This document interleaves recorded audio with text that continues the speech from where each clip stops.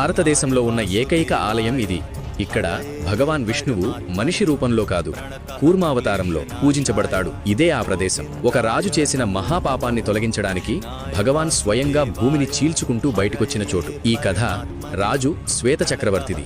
ఒకరోజు ఆయన భార్య రాణి విష్ణుప్రియ వంశధార నది ఒడ్డున భగవాన్ విష్ణువుని ఘోర తపస్సుతో ప్రార్థిస్తోంది. కాని రాజు కామవాసనకు లోనై ఆమె తపస్సును భంగం చేయడానికి ప్రయత్నించాడు. రాణి ఎన్నిసార్లు వారించినా రాజు మర్యాదలన్నింటినీ దాటి ప్రవర్తించాడు. అతడు రాణిని తాకబోయిన క్షణంలోనే వంశధార నది విక్రాల రూపం దాల్చింది. ఒక మహా అల ఎగిసి రాజును ఎత్తుకొని దూరంలోని రాళ్లపై పడేసింది. నీటిలోంచి బయటకు వచ్చిన వెంటనే రాజు శరీరమంతా భయంకరమైన పుండ్లు, గాయాలతో నిండిపోయింది. తన చేసిన తప్పుకు తీవ్రంగా పశ్చాత్తాపపడి రాజు అక్కడే కూర్చొని భగవాన్ విష్ణువుని కఠిన తపస్సుతో ప్రార్థించసాగాడు. రాజు బాధను, నిజమైన పశ్చాత్తాపాన్ని చూసిన భగవాన్ విష్ణువు నిజంగానే ఒక విశాల కూర్మ రూపంలో ప్రత్యక్షమయ్యాడు. ఆయన తన సుదర్శన చక్రంతో భూమిని కొట్టి ఒక పవిత్ర సరస్సును సృష్టించాడు. ఆ సరస్సునే ఈరోజు శ్వేత పుష్కరిణి అని పిలుస్తారు.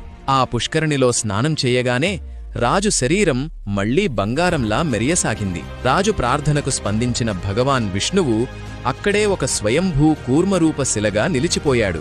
ఈ ఆలయం ఆంధ్రప్రదేశ్ రాష్ట్రం శ్రీకాకుళం జిల్లాలో ఉంది. ఇక్కడి అత్యంత గొప్ప జీవంత సాక్ష్యం ఆలయ ప్రాంగణంలో స్వేచ్ఛగా తిరుగుతున్న వందలాది నిజమైన తాబేలు. విష్ణు భగవానుని ఈ అరుదైన అవతారానికి గౌరవంగా కామెంట్స్లో తప్పకుండా జై కూర్మనాథ అని వ్రాయండి.